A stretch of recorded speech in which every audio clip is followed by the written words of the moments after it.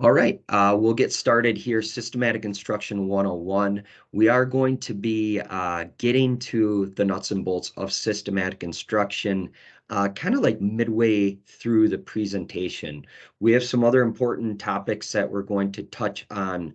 Firstly, so it is systematic instruction, but we have to lay, I would say, some groundwork and some foundation in order to get there. So if you're wondering what systematic instruction is, we're going to get there. We're going to answer that question, but it's not going to be right away. It's going to be in the middle of the presentation, and we'll lay some of that groundwork. I just want to introduce myself. I know a lot of you on the call, but I just want to kind of let you know a little bit about myself and some background and why I'm here today and teaching this course. I live in Grand Chute, Wisconsin, born and raised, lived my entire life in the Valley, graduated from UW Oshkosh, been married for 12 years to my lovely wife, Andreen. We have 4 children, an 18-year-old daughter, 13-year-old daughter, a 9-year-old son, and a 1-year-old son. I'm a licensed Christian minister, an avid hunter, and an eater of tasty animals. I really like to cook and all of that stuff. So it's a little bit about my personal background. As far as professionally, I've been at VPI for 11 years. In that time, I've held 6 different positions. The topic of the training today was something that I started off with in my first position. I was a job coach, an employment specialist. Then I had the opportunity to manage both of those positions as the placement team manager. Switched over to our production side of doing things with the talent manager position and then the production manager. And now finally, the community inclusion manager position that I'm currently in. So a background for a number of years in the work and in the topic of today's presentation, systematic instruction, helped to establish a number of the programs that we know and love today at VPI, as well as participated in a number of statewide, local boards and initiatives that are all in the field of vocational rehabilitation. And really, I just want to say that I do this work, as many of us do, because we love people, the people that we have the privilege of serving, and then our coworkers. So this is a great pleasure and an honor to join you today and do this training. So why don't we jump into the goals of today's session? And okay, there we go. Transportation and worksite safety is where we're going to start. So as I said, we want to lay a foundation for systematic instruction. And that foundational principle that we are going to lay today is safety. We want to make sure that we are working safe. It is incredibly important to the work that we do. And then followed up with that, we are going to be getting into systematic instruction techniques and answer that question. Some of us may have been doing it for years. To some of us, systematic instruction is somewhat of a foreign term, but we're going to get into what the definition of systematic instruction is and how to offer systematic instruction. This is 101, an introduction, so we're not going to get into all the intricacies of systematic instruction, which could take a very, very long time.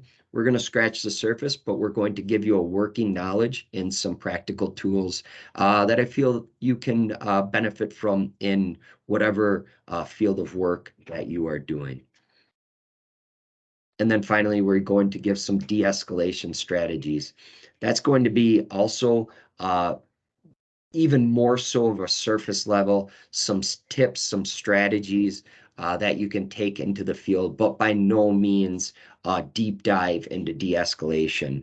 That is something that would also take a lot of time. And we just want to give you a working knowledge of some strategies that can help point you in the right direction as it comes to de-escalation. So with this presentation, we're going to actually have an opportunity to use a polling software, okay? Why don't we skip that for today? That was more applicable in our other trainings in person. If we would like to speak, share things, why don't we just use the chat function for that? So there may be some questions scattered throughout, and I do encourage individuals to interact with the presentation and use the chat function. I'll be asking for that interaction at various times. So let's jump into safety right now. Safety for me personally has been a journey. So prior to my work with our production team, I knew that safety was important, but I didn't know exactly how important it was. You think about the results of an injury, and many of us deal with individuals that have had things like traumatic brain injuries. They've had the results of maybe some kind of industrial or manufacturing accident that have resulted in physical disability. So safety is incredibly important. If we are working with individuals to help them get into employment, to help them to have a better life after they have suffered an injury, we want to make sure that the environment we're bringing those individuals into is a safe environment. So your safety and the safety of those we serve is our number one concern. Everyone's number one concern at VPI. Everyone's number one concern at whatever organization you may be a part of. Um, and if we don't work safe, nothing else we do at work really matters. You know, you could serve hundreds of people through your career, but you have a lapse in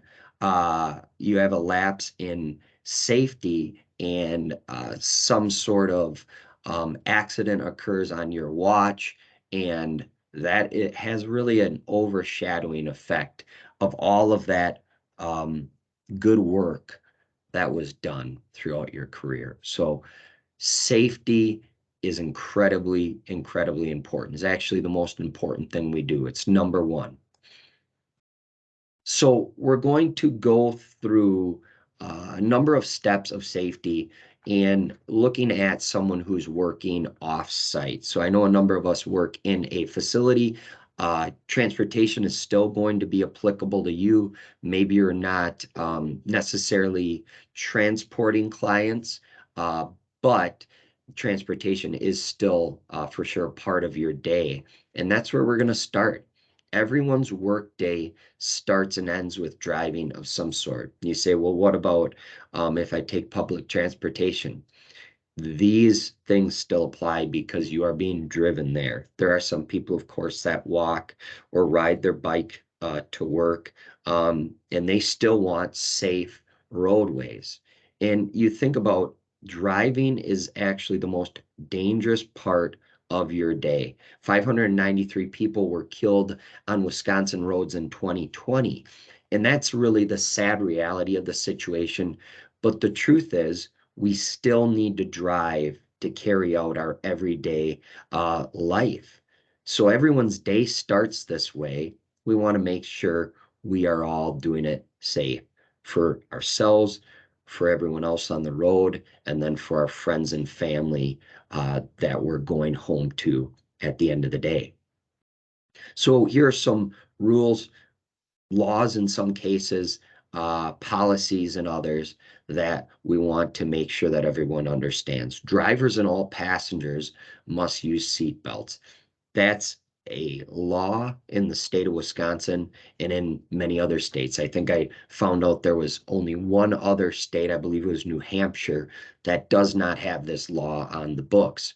So we need to make sure that not only ourselves, but anyone that is entering our vehicle, first and foremost, is putting on their seatbelt. Before we put that vehicle into drive, we need to make sure everyone has their seatbelt on.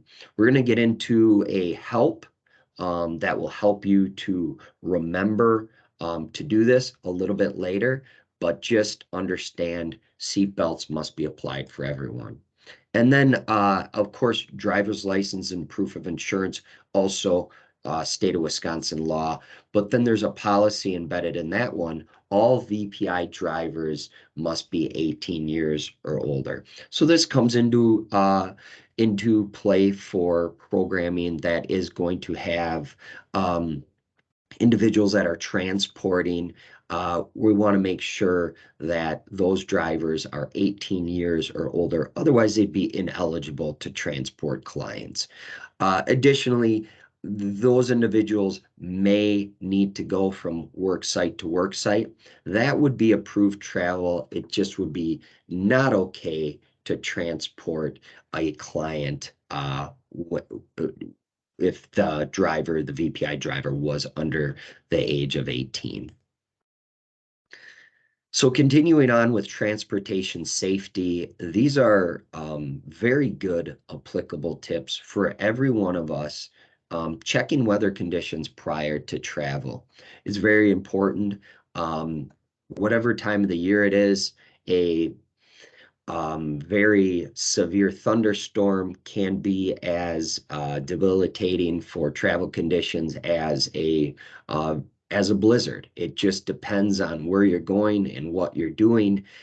So making sure that you check those weather conditions prior to travel in your personal life, but in really in any situation where you're going to be transporting VPI clients for sure. We want to make sure that you're getting to your destination safely. You may have to plan accordingly, leave a little bit earlier in a situation where there may be the roads are a little bit slippery, or there may be an alternative plan that does not involve transportation if the weather becomes so severe that driving is not advisable.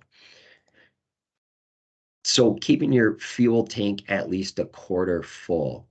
This is another very important safety tip, and I want to give everyone an opportunity. Why is this important? Throw it in the chat. Why you think keeping your fuel tank at least a quarter full is important. I kind of use this as an opportunity in the sessions for everyone to participate. And I'm just curious what people, okay, so I'm seeing hard on the engine if you don't. And that is exactly right. That is one of the reasons. One of the main things that you have to understand about the way most modern cars are put together is that the fuel pump is actually in the gas tank, so that fuel acts as a lubricant on the fuel pump. It prolongs the life of the engine for you, and for that part in particular, for you to keep a quarter tank or more. So it's a good thing to do. It's a smart thing to do. Additionally, the safety situation is in winter, when there's potentially the opportunity to go off the road due to slippery conditions. When you have a very minimal amount of fuel in your tank, you're not going to have that fuel to keep you warm. If you're out in the country or you're in a situation where help cannot arrive right away, you need to keep that engine running. Of course, if safe, where your vehicle is not boxed in by a snowbank, but you may have to keep that vehicle running for an extended period of time. As well as if you do live out in the country, you need to make sure you have fuel to get back to the city or to a gas station where you could refuel. Okay, and I see someone shared some information from 511 Wisconsin, and that gives you the opportunity to look up road conditions, and I'm not aware of that. So thank you, Caitlin, for sharing that. That is a great resource. That sounds awesome. I encourage everyone to take a peek at that, and I'll do the same. So carrying an emergency kit is also another very important tip, a very important thing that we should incorporate into our everyday practice. I want to mention just VPI specific here, but a good practice for any organization. We are looking at providing emergency kits for VPI drivers. So anyone that has to drive as a condition of their employment. Um, Currently, we don't have a game plan in place to move forward on that. But right now, the recommendation to carry things for a kit of your own would be jumper cables, blankets, water, flashlight. I'm seeing some other things about, yeah, a lot of these are from Dad. It's funny because the fuel pump was another one that people said always keep a quarter tank in your car because Dad said so, and I never really asked questions why. But Emily shares with us, my dad has always taught me to have an extra winter jacket, boots, gloves, ice scrapers. That was not on my list, but all those things are great. Water, a flashlight, additionally. We want to be thinking about weather conditions when we're considering this emergency kit. So for sure, things that can keep us warm. If that fuel, hopefully more than a quarter tank, does run out, and then we need to get to safety or do a shelter in place where we need to stay warm. So this is a pre-transport conversation. This was something that I put together based on feedback from a number of our colleagues on things that they were seeing come up in the field. So most of these points on this conversation are based on experiences that have arisen and problems and tension points that happen in the course of a transport. So introducing yourself to the client, letting them know their destination and when they will arrive, letting them really know, no pun intended, the rules of the road. Um, you'll immediately put your seatbelt on. I've seen this is a program specific thing, but I believe we are looking at rolling out rules about sitting in the back seat. That is a best practice for sure. But putting on your seatbelt, letting the individual know, the client know that you'll be playing soft music on the radio. This is optional. You don't have to play music. You could maybe have some news talk on or whatever your preference is, but letting that client know that you're the person controlling the radio. It may sound like a nice idea to let that be the client's choice, and I do agree, it is a nice idea.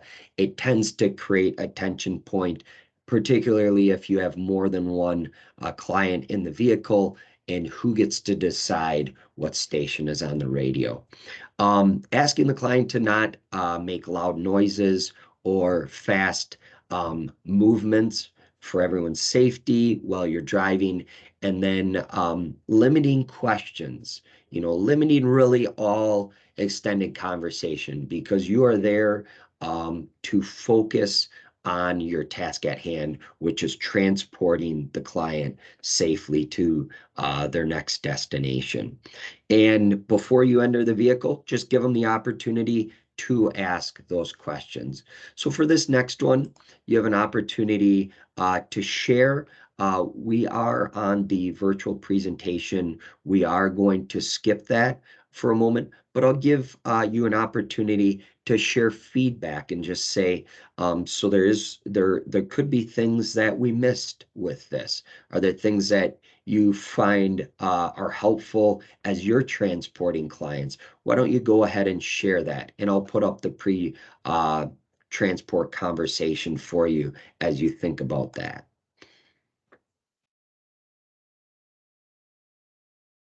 And I'm just seeing from the chat,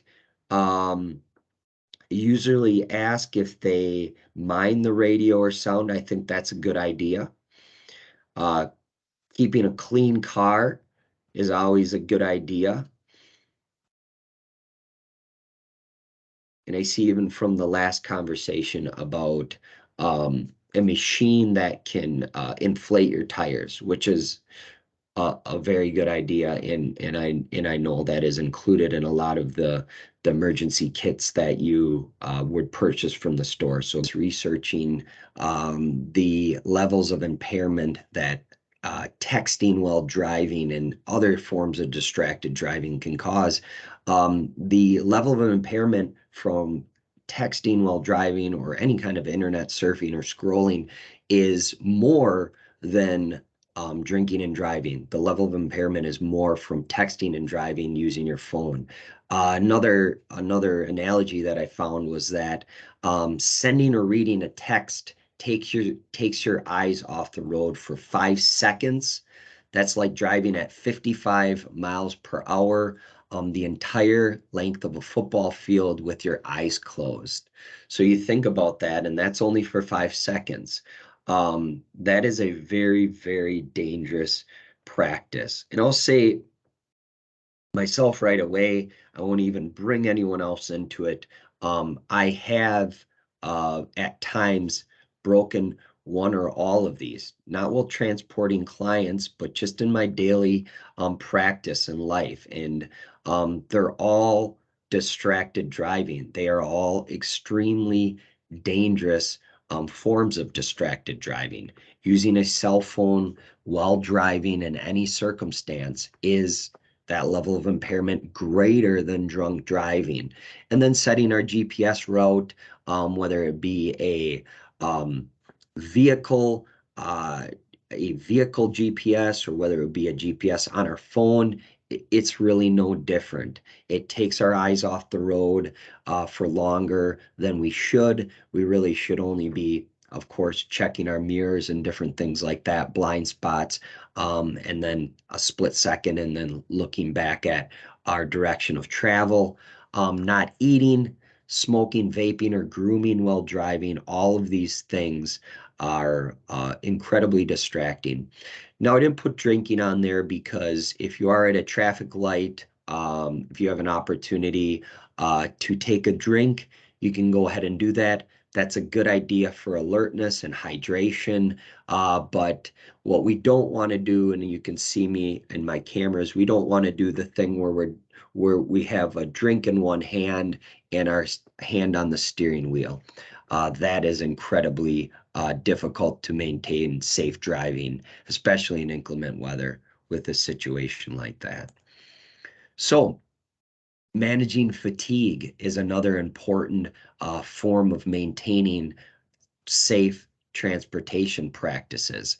So we need to manage our fatigue. We all have varying degrees of busy lives, but I'm assuming busy lives for everyone. We have kids that come into play that keep us up till all hours of the night. Sometimes we may be going out to that concert and catching a concert midweek. Those are all good things to do and important things, but that can impact our fatigue that next day. So what we need to do to manage fatigue is obviously first and foremost getting a good night's sleep.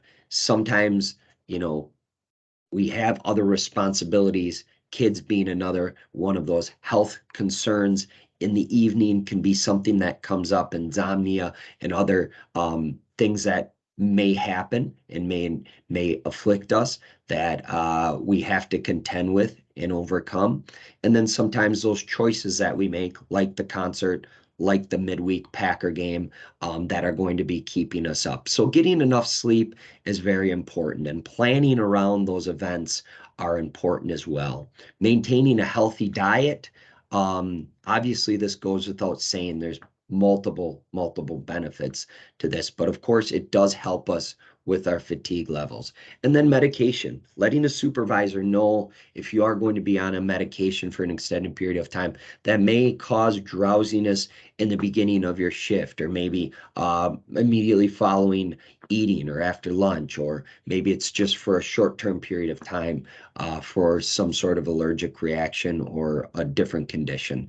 Letting your supervisor know that maybe these times should be avoided, or maybe you are not transporting or doing VPI related driving during a certain time period. Recognizing the signs of drowsiness, lots of yawning, obviously, heavy eyelids, just feeling groggy. We all know what the signs are for our particular bodies and what we feel like when we're getting sleepy. So just recognizing those signs and being honest about them. If we do feel like we are not at our best, now this is something that is one of those conversations that may be a difficult conversation for you to have with your supervisor. I'm not saying that in every one of these situations you are going to be completely get out of jail free card where you can just tell your supervisor that you're tired and you're not going to have to do these duties. There may be some ramifications for that, but I want to say unequivocally that any of those consequences are so much better than the result of fatigue driving and someone falls asleep and uh, an accident occurs, and even worse than that, an injury occurs as a result of that accident. So just be honest with yourself and have integrity if you are tired, and then relying on alertness tricks to stay awake. You know, we all enjoy, or many of us enjoy a cup of coffee. That's fine. That can help us. Hydrating is very important. Um, Using the radio, opening up windows, those things are not going to keep you awake when you are extremely, extremely fatigued. So just being honest about that, understanding that our actions have consequences. If we were at that concert, that Packer game, we did not plan accordingly based on our schedule. That's a conversation that you need to have. May not be the consequences you're looking for, but very important to have because it's better than the alternative of an accident and an injury. So work site safety prior to starting your work shift. So you've done a great job. You've gotten to the work site, and you're not out of the woods yet with safety. And really, this is an ongoing thing throughout your day. So that for sure is prior to you starting your work shift. You need to keep an eye on safety. And one of those things is there we got there, Emily, your company ID badge. This is incredibly important whether your work site is a community site at a different business organization or just being out in the community at a park or something like that. You want to have your ID badge visible at all times. It's acceptable for us to have it on our side, around our neck with a lanyard that can be broken away if it gets caught in something or someone grabs a hold of it and begins to twist it around our neck. So we want to make sure we have a safe lanyard, but those are acceptable ways of displaying our ID badge. We want to just make sure to have that for professionalism, for identification purposes, and safety on both sides of things. You don't want to pick up the wrong client, assuming that you're there to pick someone up, and then vice versa. Um, the the client needs to know who you are and um, why you're at their site to pick you up. Parking. A lot of times we may not think about it. At VPI and at a number of the organizations, businesses we go to, they have well-lit, safe parking lots that are used for that purpose. But sometimes we're looking at on street parking or parking in a less than ideal situation.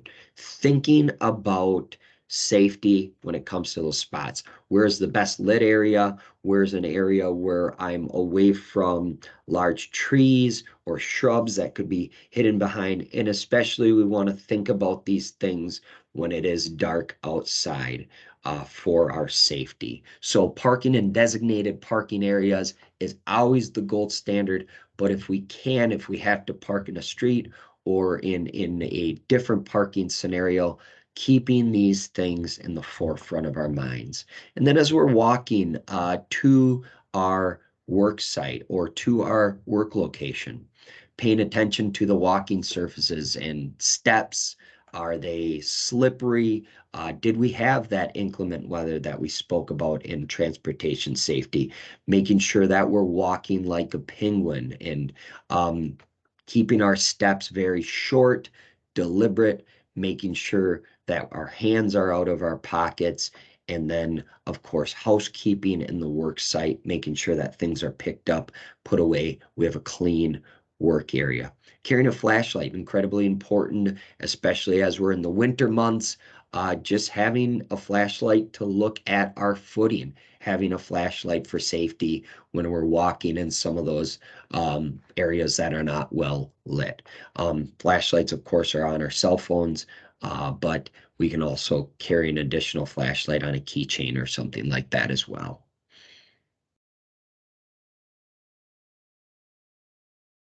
So additionally, prior to our work site, to starting at our work site, making sure that our cell phone is completely charged or having enough charge to get us through the day.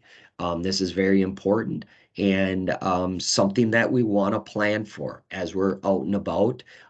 We never know when we are potentially going to lose access to power. So we want to prepare for our day with having that charged cell phone. And then knowing the location of emergency personnel in our location, whether that be a facility-based location that, you know that the fire department's over here, the police department's over there, and the hospital's over there, or you're constantly changing locations. It's never a bad idea, and it's recommended for you to go and Google these things and understand where they are in case you would need to utilize their services for whatever reason. And then only carrying a minimal amount of cash. This directly plays into parking in well-lit areas, making sure that we have a flashlight on us, being aware of our surroundings. We don't want to carry a large amount of cash on us. It creates an opportunity for a crime to occur. And if something like that does happen, we're able to just give up the money quickly and easily, and that thief would not be getting a large amount of money from us. So make sure that we're not carrying a lot of cash on us. Dressing to protect ourselves. We're virtual today, so I can't see what everyone's wearing, but making sure that whatever we're not wearing extremely baggy clothing that we could trip on if we had to get out of a situation quickly or get away from an individual that would be potentially attacking us. And then, of course, closed-toed shoes at all time. This is the same idea around getting away, but then also safety on the work site. If we are in an area with unfamiliar surroundings, there may be something on the floor. We want to make sure that we're protecting our feet if we were to kick something. If something was placed there unbeknownst to us, we want to make sure that we're protecting ourselves with those closed-toed footwear at all times. Staying aware of our surroundings during our work shifts. So we have got and onto the work site using safe transportation practices. We've prepared ourselves well. We've followed all of those best practices around preparing for our work shift. Now we are working. So continuing to stay safety aware, continuing to stay aware of all of our surroundings, and then using really that inner kind of that inner sense of, should I go into a situation? Should a client and I go into a situation? Even should we do a task if it's not safe? If you absolutely think that something that you're being asked to do, somewhere you're being asked to go is unsafe, bring it up to your supervisor and make sure to put a pause on that activity for the moment. You may maybe determine that it's completely safe and you may go into it, but it's never a bad idea to ask. So just listen to yourself when it comes to that type of stuff. Your supervisor needs to know where you are at all times. I make my calendar completely visible to individuals so they can know where I'm at. It's not just so your supervisor can check in on you and make sure, inspire something like that. It is actually a safety precaution. We need to know where individuals are at. If something were to happen to you or a family member to get a hold of you, we need to know your location. If something happens and your schedule changes, let somebody know. Let your supervisor know we've had a client call in. We're not going to be going to this outing due to inclement weather. Make sure that that is communicated early and often. Additionally, on our work site, we need to make sure that we're aware of the shelter in place locations as well as evacuation routes. This has been, I think, across the board, something that has uh, been a bit of an eye opener for people that they've not been thinking about these things in Wisconsin and wherever, particularly in the Midwest, but even in other places of the country. Tornadoes and other very severe weather events are a possibility. What do we do during those weather events? Where do we go in this particular business? Where do we go at this particular restaurant if there is a shelter in place event? Not just for weather events, but also for things like an active shooter. Unfortunately, in our world today, we have to plan for these things and understand where we would go if we were in that situation ourselves and with our clients, as well as evacuation events. If we have one um, one exit route that is blocked off, what is going to be our secondary exit route out of that room? And how are we going to use it? If it's a window, that's going to be our secondary exit route. Is it a window that is a slide open window that we can just simply open or slide up? Or are we going to have to use a chair or some other device like a lamp to break open that window? Thinking about these scenarios. So I want to just hear from you. What safety practices did you learn today, and what would you say is important to you? So you can go ahead and respond in the chat. And just for just for your entertainment here, someone Emily told a student to walk like a penguin recently, and he looked at me and said, "I am not a penguin." I like that. It's very funny. What kind of safety practices are standing out? Driving comes up a lot in our case manager role. Absolutely. Driving is a big part of what we do. We're having to go to different sites in the work. We're having to sometimes meet our clients at various locations. So that transportation safety is incredibly important. Any other safety practices that are standing out to us?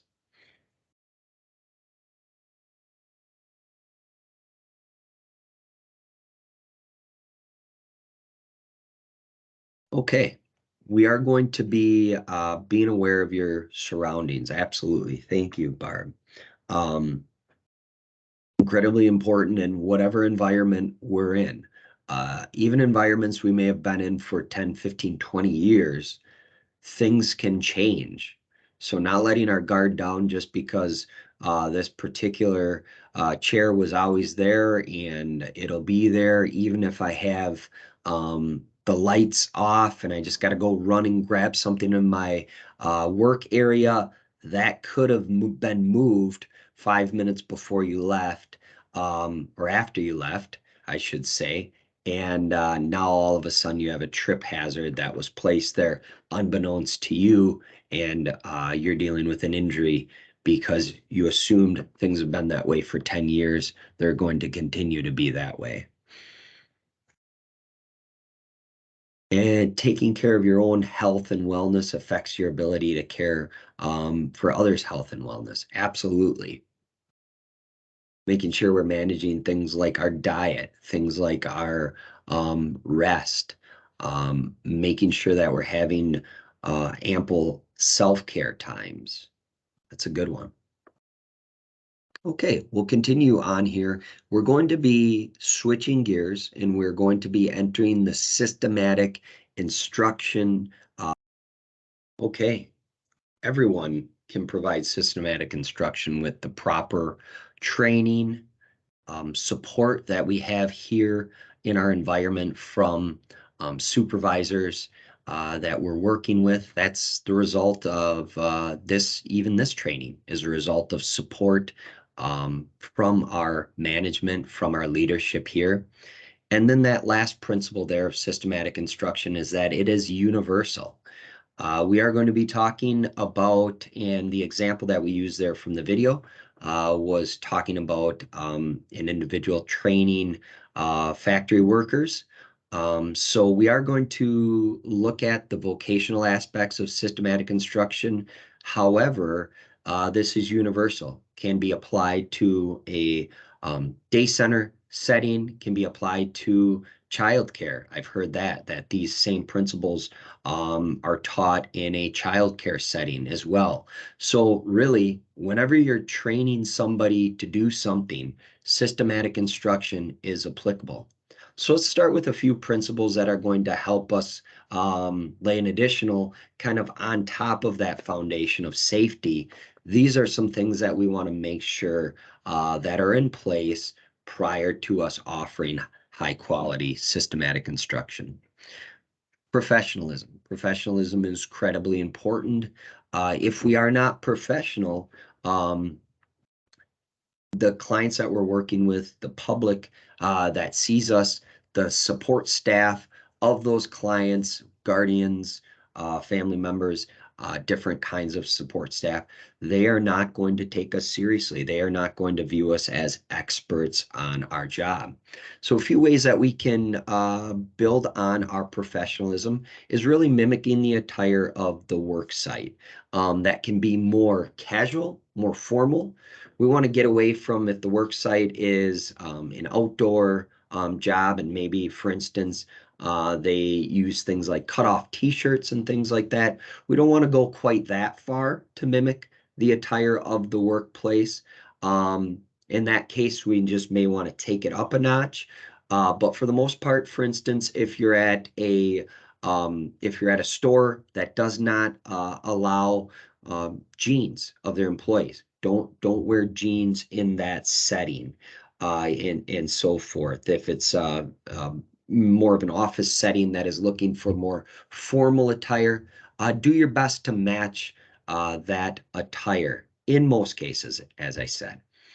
Cell phone use, only for business or emergencies. We're going to talk about how to correctly use a cell phone in the next slide, but just as an overriding principle of professionalism, at work, use it for business or emergency purposes. And providing excellent customer service. You see the little plaque there by that point that says thank you. That's really what this is. There's a number of companies that we could probably point to that have excellent customer service, and a lot of it is basic manners. It's please, thank you, you're welcome. That type of stuff goes a long way, and we're asking you to let that become a part of your professional repertoire, part of your professional toolbox are those manners.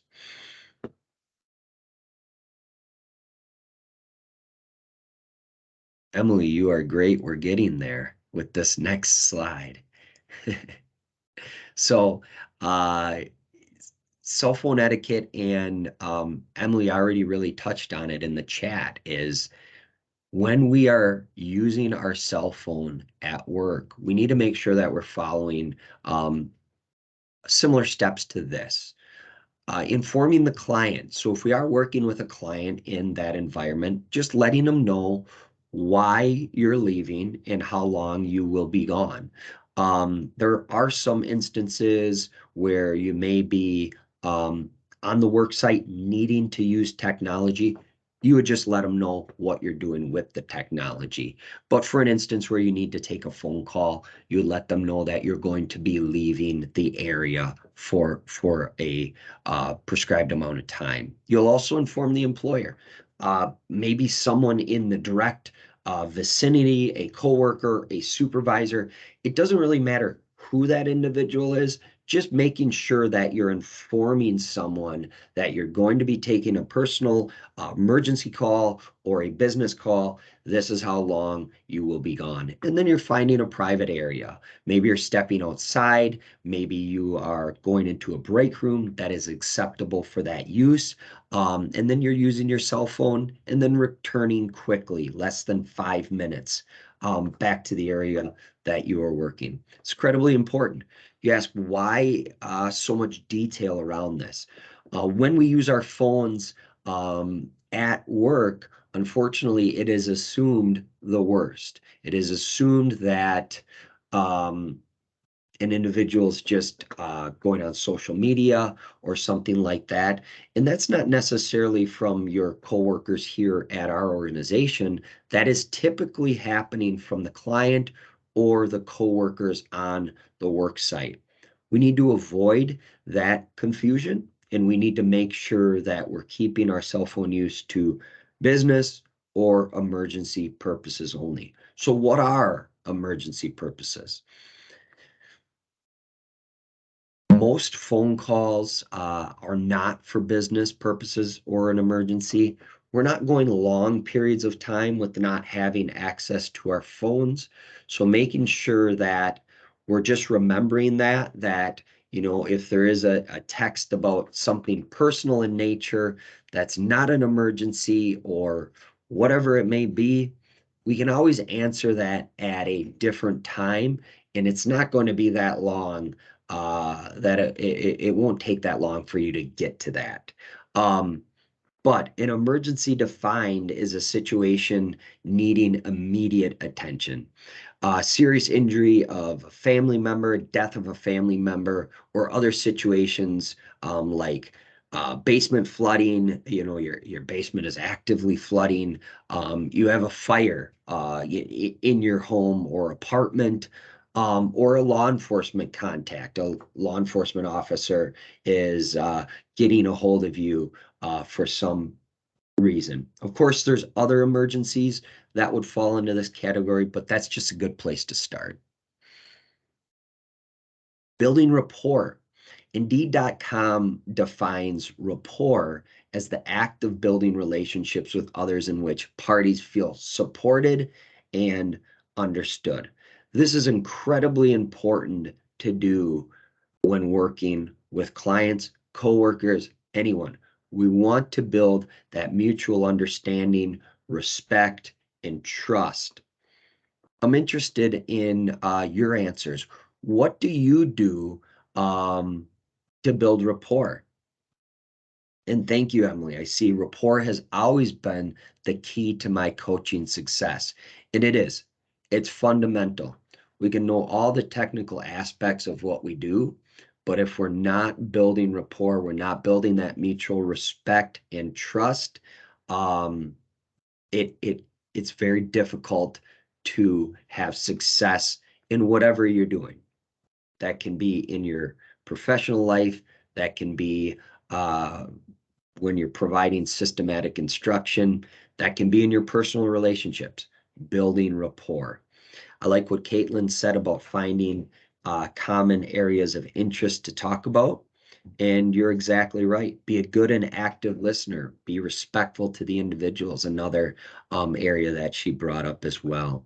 So these are some tips actually of all places from a CIA spy. This spy used the tools that I'm about to share with you to build trust with the intelligence asset that they were working with. They needed to quickly build this rapport and this trust so they could get intelligence from the individual. And strangely enough, these things are not incredibly groundbreaking. They're all the things that you guys have been doing, all the things that you guys are listing in the chat. Find ways to make yourself well-rounded. So finding out what the kind of clientele or the people that you're going to be interacting in with are into. Just figuring out if individuals are into sports, figuring out a way that you can just gain a working knowledge of sports of interest to the group. but at the same time, not pretending to be someone you're not. So if sports aren't coming natural to you, if it's not something, if it's way, way outside your comfort zone, try to find a different area uh, to focus on. And then I also use the example of if you are an extremely outgoing person, that is great. Not everyone is that way. You don't have to be that way to build rapport with someone. Just really being who you are, being confident in who you are, and people will gravitate towards that confidence and you'll build rapport that way. There's nothing worse to kill rapport than being um, not genuine with individuals, not being real. And then of course listen. That was another one there. And I'm seeing in the chat that said that Emily had to research He-Man once in order to talk to a client about her interests. So the show He-Man, that seems very niche, but I guess it's a possibility. I think that's great. And it's always interesting how you can find things that you may be interested, or things at least that you think are kind of cool as you're doing those things. Give to get. We need to remember boundaries with this one, but if we're into a certain sport or we like cars, we can open up about that. We want to remember our professional boundaries with this as well. We don't want to be divulging any personal information that could be compromising, put us in a bad situation. Things like address uh, very intimate details about our family and things like that. So we want to remember those boundaries, but generally speaking, giving a little bit about ourselves to cause someone to open up. And then taking notes.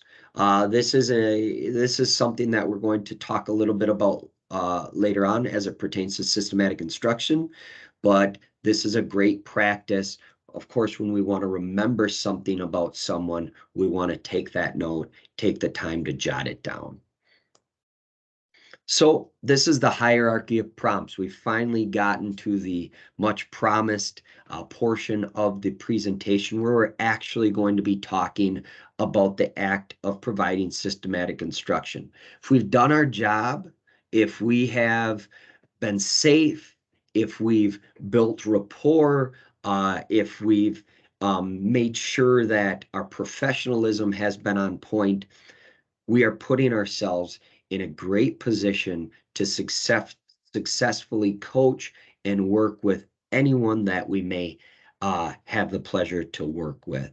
So as you can see, this hierarchy, and this is a very standard hierarchy, maybe some different individuals or different organizations may call these prompts a different thing. This is a very standard way of organizing this from most restrictive to least restrictive. We don't want to fall into the trap of thinking that anything near the bottom is bad and anything near the top is good. What we would want to do is we want to meet our clients where they're at. If they are needing more restrictive prompts, we go ahead and go with that and we work with them. You may provide one of the more restrictive prompts and get all the way up to independence just in that natural setting, just that quick using that one prompt. So meet your client where they're at. Don't think that you have to provide all indirect verbal prompts just because it's less restrictive than a gesture prompt. We want to really make sure that we're meeting our client where we're at and feeding into their learning style the best as possible. So when it comes to physical prompts, this would be physically guiding the employee's movement with a gentle tap to engage the employee in the desired behavior. We always want to remember to ask. It's come up as a question. Well, what do we do in a situation where someone is nonverbal? This is a very good question. We still want to give that play by play. We want to say, Sally, I'm going to be moving your hand over here. Bobby, I'm going to be lifting up your leg right now, giving that play by play. This is the most restrictive prompt and really not used very often. However, it can be a very powerful prompt. I use the example, a lot of times I'll use this prompt if I'm teaching someone to tape a box. It's very hard to keep that path and that hand movement. So as we're taping a box with a tape gun, it's a very effective form of prompting.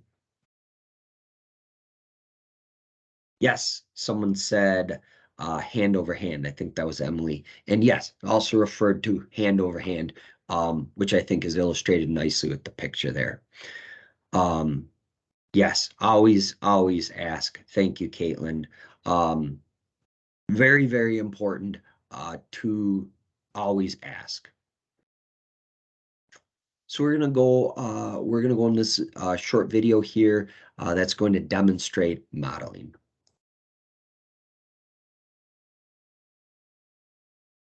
So modeling as well as physical prompting, um, it's required that us as the trainer, the coach, the teacher, um, is actually still on the site. So it is more restrictive. It is less independent than a less restrictive prompt that maybe we don't have to be there, actually doing something to instruct the individual.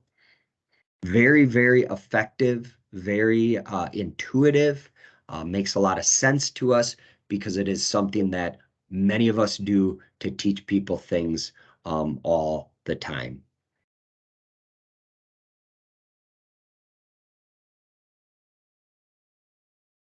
This was brought up that natural supports, and we're going to get there in a little bit um, in the idea of natural cues, but natural supports would be an individual on the job. They could also provide some of these training techniques as well, and they would really go through this hierarchy of prompts themselves. It doesn't even have to be um, a paid staff person from an organization. It can be done by an employer as well as a natural support or friend or family member, whomever may be available.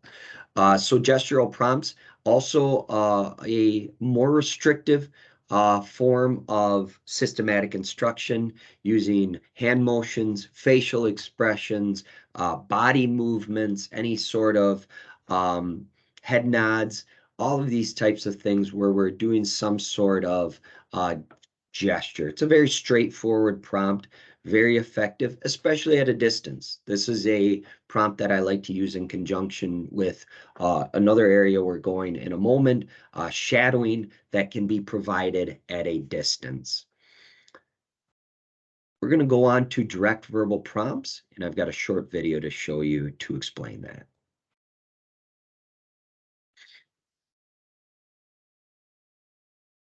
So this is one that I feel like I use a lot.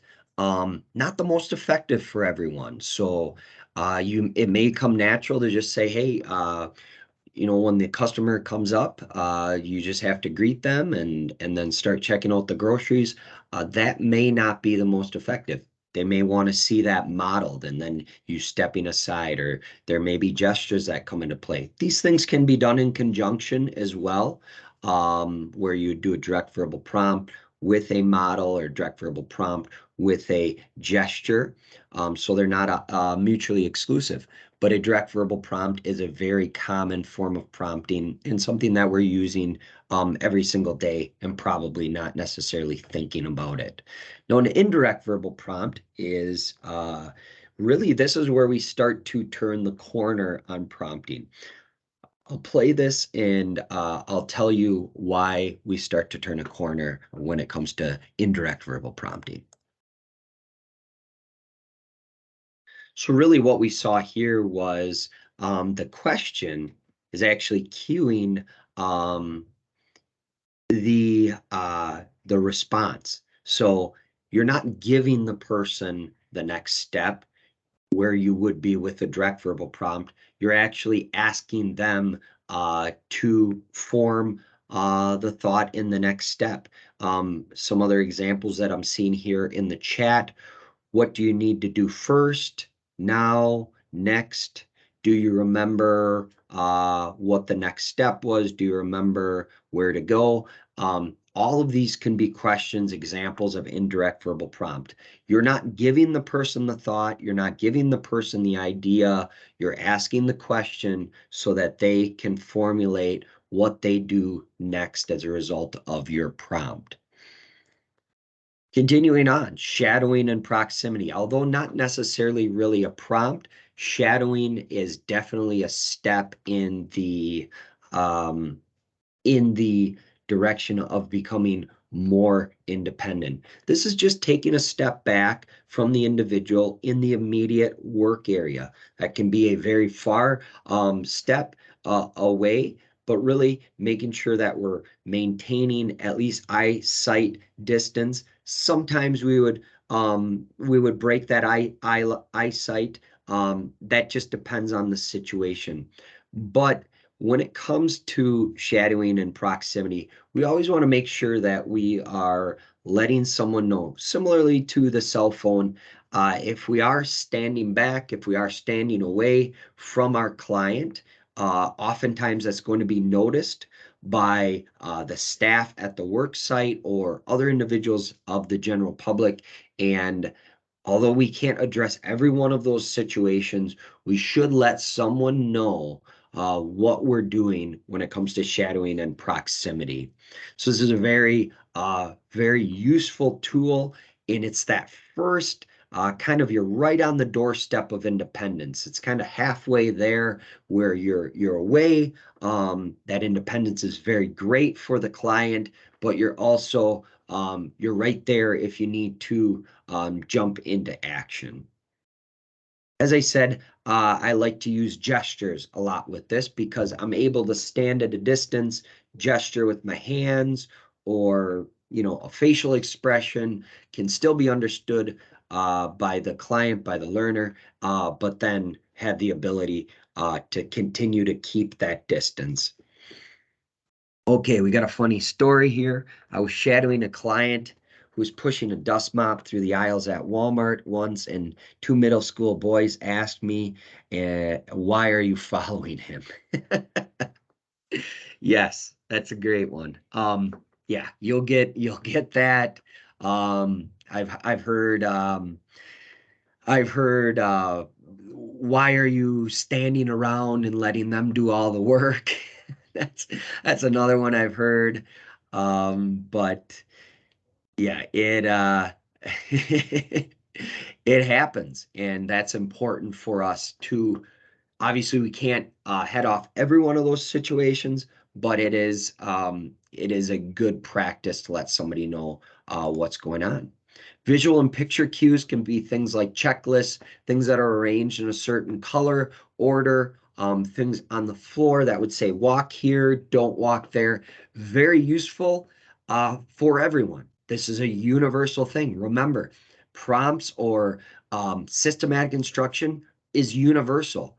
This is universal, used by many, many people on a work site, does not cause stigma, does not cause an individual to stand out because we all use lists at one time or another. We all use pictures at one time or another. This is a very, very common form of prompting and promotes that switch from you being on the site to you going away. So this is actually can be provided with complete independence. And this is maybe where someone stops, or they may continue on into what's known as a natural cue. So this is not something that we've set up. It's just in the environment naturally. You've got the meat thermometer. That's a tool that's used in the restaurant. You have the microwave, maybe also in a restaurant. The beep signifies that the food is done. The dirty dishes signify that they need to be bussed or need to be washed. These are all natural cues that are happening in the environment. What would you say is your most used prompt? I'm going to continue on, but you can throw that in the chat if you want to explain what do you like to use? What is something that you naturally go to? Used in conjunction with prompting is going to be positive reinforcement. We want to make sure we're using positive reinforcement to really drive home the points of when someone is doing a great job with the specific task that they're doing. And that's really the first point. Our reinforcement needs to be positive and specific. You did a great job taking the bolt off the lawnmower just now. It's positive, it's specific. We want to get away from things like, oh, great job today. Although not a horrible thing to say, although, it not going to tell you shouldn't say it. I think it is good manners. However, when we are providing systematic instruction, we want that in positive reinforcement to actually be cueing in on the thing that was done in a timely manner. In addition to that, we want to stay away from things like money, food, or drink. Always money is a bad idea. Food and drink with certain programs that may be a positive reinforcement technique. However, we don't want to make an individual just like a prompt. We don't want to make them prompt dependent, depending on us to tell them what the next step is. We don't want to make the individual dependent on the positive reinforcement. So that's very important. Unnamed individual that gives out donuts a lot.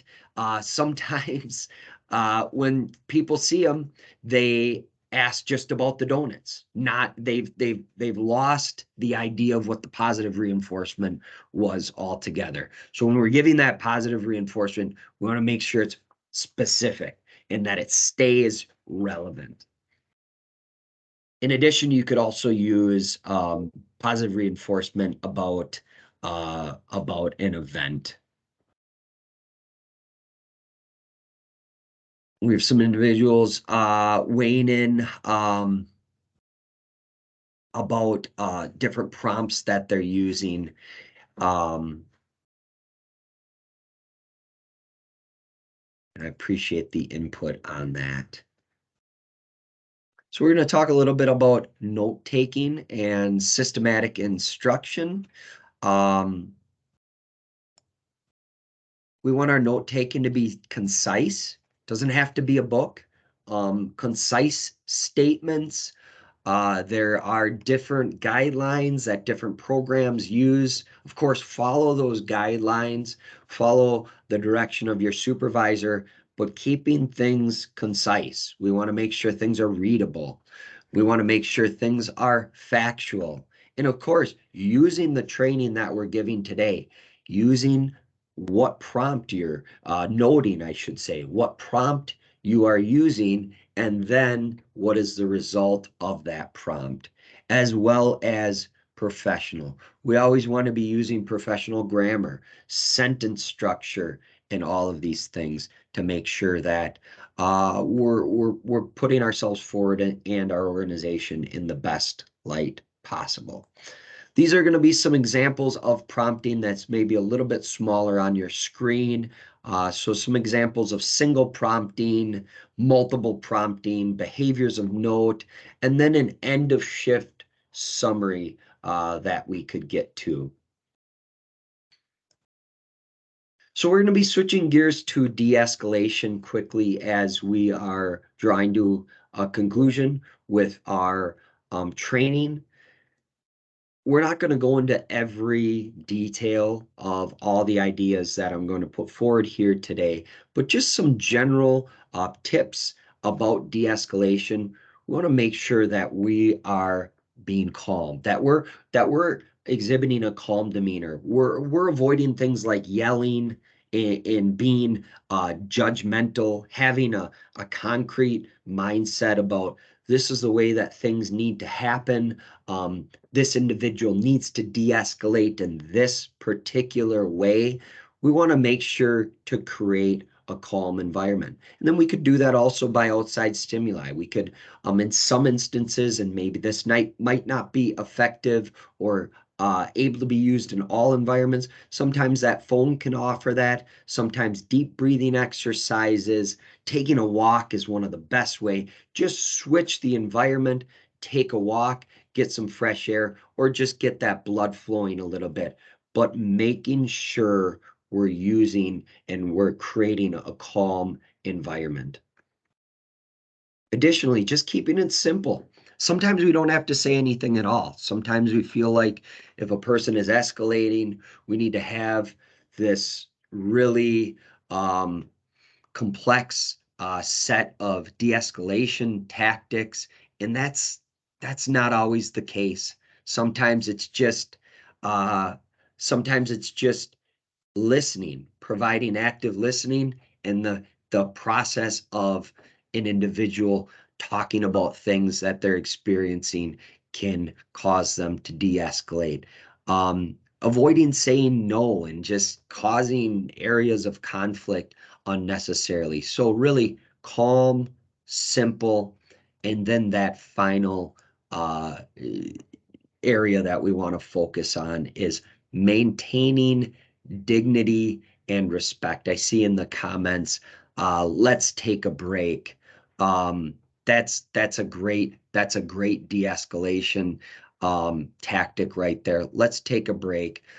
Even if you have to do it maybe outside of the regular break times, uh, let somebody know, go ahead and take that break and let somebody know even afterwards if you have to. And there that's better to make sure that you're de-escalating and maybe just have to let somebody know after the fact. It's better to let that client de-escalate than to have a scene or some sort of behavior due to not giving that space.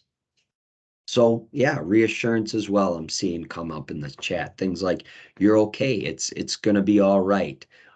That's great as well. Then lastly, maintaining dignity and respect. We all want this. We all deserve this in our lives. Respecting personal space, answering questions. That's a good thing. We don't want to get into a, feedback loop where we're escalating by answering the questions. And if we don't know, we can say that and just being calm, simple, and respectful. Very important de-escalation tactics. So we are going to continue on here, really just to my final few slides. I just want to say thank you to everyone. Um, you're a great I guess, great audience participants, really participants. I appreciate all the participation in the chat, all the great ideas that were raised. And I noticed a number of thumbs up on different comments as people were sharing their expertise and their experiences as well.